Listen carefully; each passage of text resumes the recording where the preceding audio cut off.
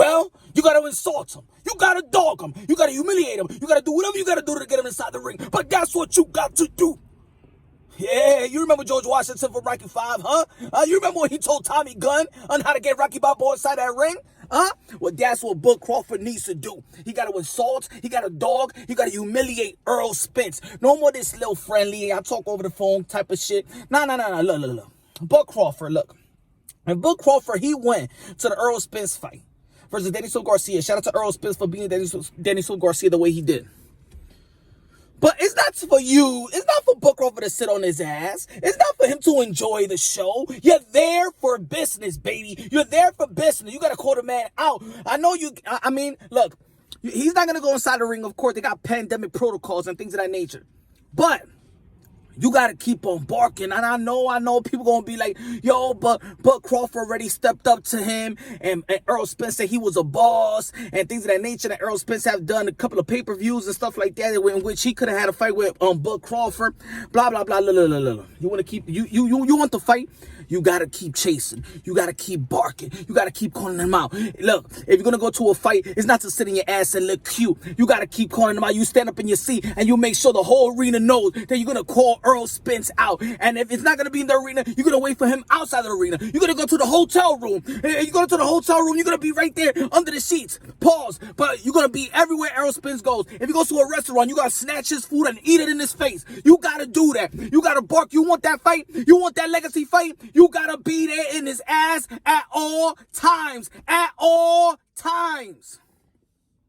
Now, people may say that's a little bit extreme. That's extreme. But you know what? That's what you got to do.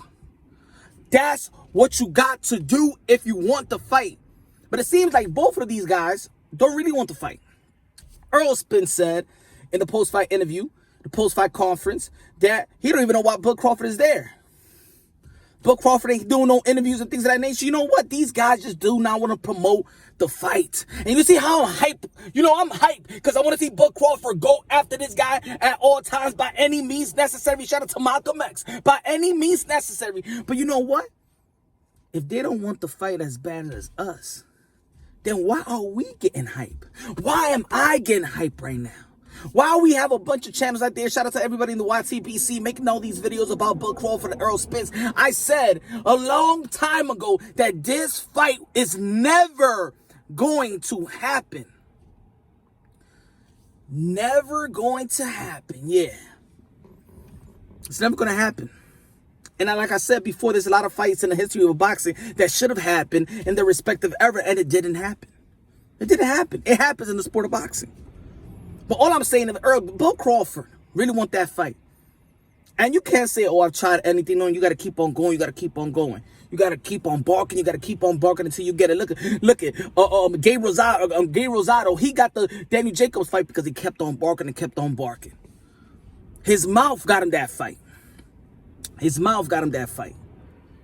So, I think that's the only way that Bud Crawford could get the fight. Or is he going to let his contract expire with top rank Bob Arum and go to PBC October 2021, after October 2021, and make in-house money with Errol Spence? Maybe that's the plan, and maybe that you know they kind of friends and stuff like that. You know, they friends. They talk to each other over the phone and blah blah. They probably hanged out that day while we all dying to get this fight. They probably hanged out after and celebrated his win. That's what I think it happened. That's what I think happened. Bud Crawford and Errol Spence was celebrating the win. I swear I think that's what's happened. I swear Bud Crawford went out there not to call Errol Spence out. It's to celebrate with him because they're friends. So, look, and a lot of people don't want to talk about it, but that's why I talk about Keith Thurman, because Keith Thurman, you know what? If he's going to get anybody ticked off, it would be Terence Crawford and Errol Spence. See, he's not there to be buddy with anybody.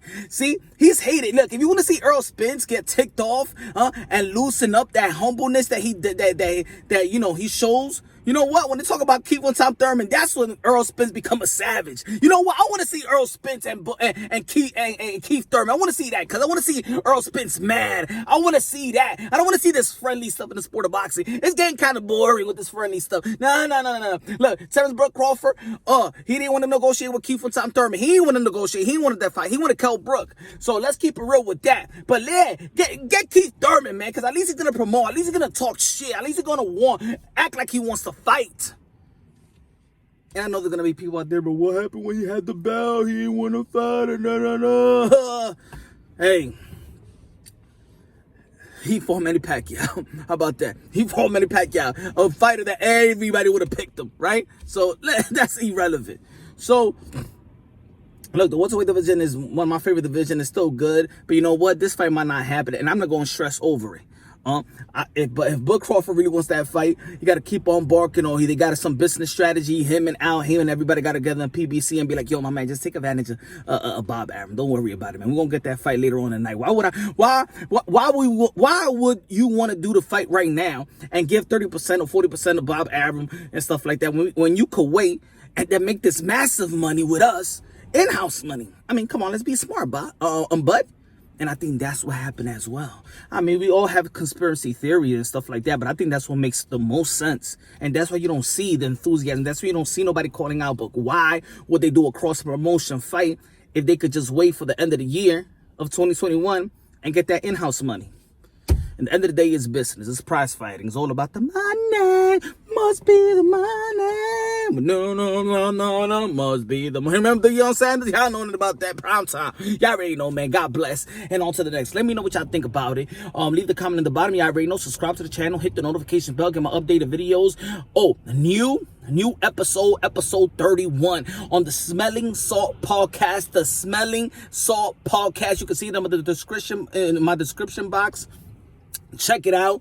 Yo, love y'all again. Yo, cop the merch. Yo, show support. I love y'all. God bless. And on to the next.